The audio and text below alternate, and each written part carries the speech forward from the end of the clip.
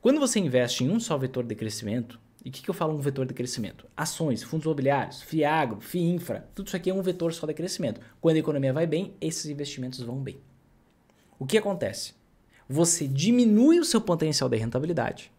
Presta atenção no que eu estou te falando. Quando você concentra o seu investimento, você diminui seu potencial de rentabilidade, cresce sua renda passiva mais devagar e você corre mais risco por conta das quedas que você passa. E quando eu falo risco, eu estou falando sobre risco de mercado, que é justamente a volatilidade, a variação do patrimônio. Tá? Para você conseguir aumentar a sua rentabilidade geral da sua carteira, contando patrimônio, contando dividendos, renda passiva, para você conseguir crescer sua renda passiva mais rápido e para você reduzir o seu risco ao mesmo tempo, olha que loucura, crescer patrimônio, crescer renda passiva mais rápido e diminuir o risco ao mesmo tempo, você precisa fazer o que os hedge funds fazem.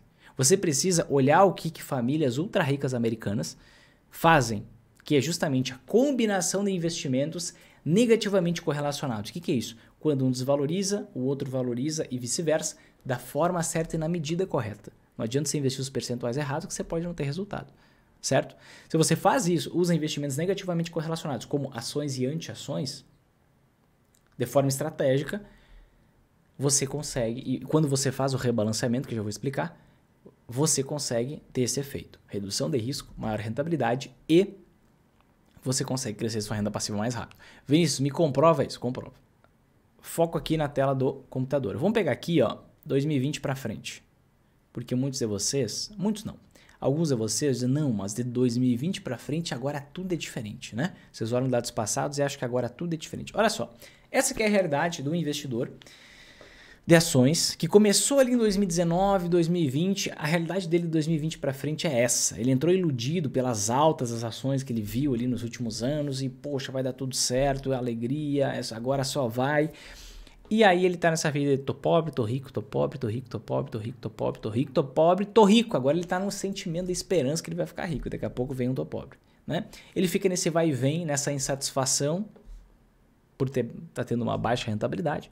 Teria valido mais a pena nesse período aqui, talvez ter investido em renda fixa, do que ele ter investido na bolsa. E ele acha que o problema é o Brasil. O problema é o cenário econômico. O problema nunca é ele. O problema é sempre o externo, né? Porque a gente ser o culpado, não. O que é isso, né? Eu sou uma pessoa boa, esforçada. Não, a culpa não é minha, a culpa é o externo, né? Quando, na verdade, ele poderia estar investindo nesse mesmo período em anti-ações, que se comportam de forma negativamente correlacionadas, né? No primeiro tipo de anti-ação e no segundo tipo de anti-ação. Então, qual é a lógica dessa estratégia? Qual é a base do método investidor sempre em alta? Que nada mais é que a base dos hedge funds, das estruturas de investimentos usadas por famílias ultra ricas americanas que concentram mais de 1% de toda a riqueza existente no planeta Terra, mais de 4 trilhões de dólares. Talvez você saiba, talvez não, mas a riqueza global está na casa de 400 trilhões de dólares. Então, mais de 1% está só nessa estratégia, né? Só nessa estratégia. Olha só, presta bem atenção. Quando, digamos que você vai lá e você investe uma parte do seu dinheiro em ações, outra parte no primeiro tipo de anti-ação, outra parte no segundo tipo de anti-ação, tá? E aqui eu estou mostrando o dólar e o ouro, tá? Como duas representações dos dois tipos de anti-ação, tá? Não são os únicos, são representações dos grupos de anti-ações, tá? Digamos que você colocou 1/3 do seu dinheiro em cada um deles. 1/3, 33% em ações, 33% em dólar, 33% em ouro. E aí digamos que trimestralmente, aqui as linhas são trimestrais, você vai lá reequilibrar os seus investimentos. Então presta atenção. Você foi lá, tinha 10 mil reais. Você colocou 3.333 em ações, 3.333 em dólar, 3.333 em ouro. Passaram-se 3 meses, você foi lá ver, opa, aqueles 3.333 que eu tinha em ações desvalorizaram 40%. Se desvalorizaram 40%, agora eu tenho aproximadamente R$ 2.500. Opa, eu preciso ter 3.333 aqui. Eu tenho 2.500. As anti-ações, em contrapartida, cada uma delas valorizou mais de 30%, cerca de uns 30%. Então, uma anti-ação aqui estava mais ou menos em uns R$ 4.400, a outra também, R$ 4.400, somando com R$ 2.500 que você tinha nas ações. Opa, tá desequilibrado isso aqui. Então, periodicamente, aqui no meu exemplo, eu estou falando a cada 3 meses, um trimestre depois você vai lá e vai vender um pouco dessas anti-ações para comprar mais ações. Quando você faz isso, o que você faz? Presta bem atenção. Você consegue ter lucro mesmo no momento de queda nas ações, primeiro efeito. Segundo efeito, faz a conta aqui, ó.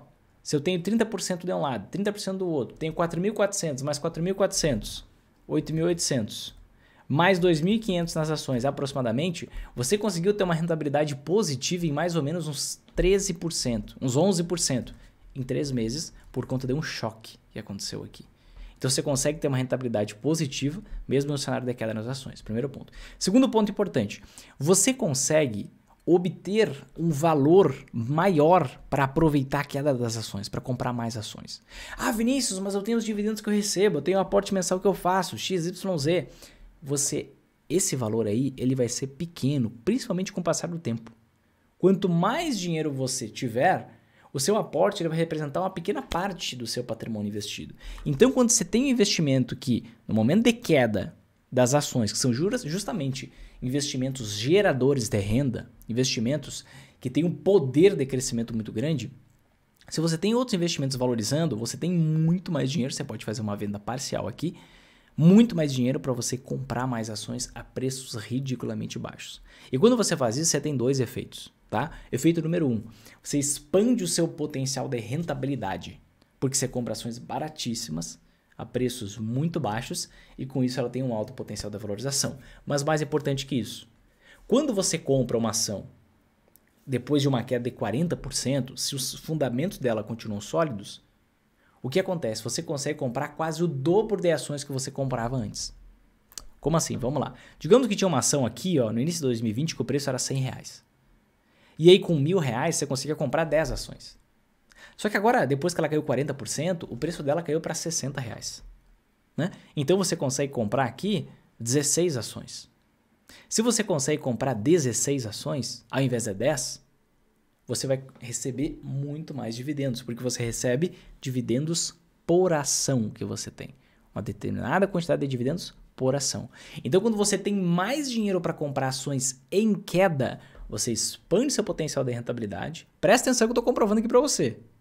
Você expande seu potencial de rentabilidade, efeito 1 que eu te falei. Segundo efeito mais importante, cresce sua renda passiva mais rápido, porque você tem muito mais dinheiro para comprar esse investimento que está desvalorizado, então você compra muito mais quantidade de ações, certo? E terceiro efeito, blindagem patrimonial. Nesse caso específico, você conseguiu até ter rentabilidade positiva durante uma queda de 40% nas ações. Ou seja, mais rentabilidade, crescimento da renda passiva mais rápida e menos risco, menos variação, menos volatilidade.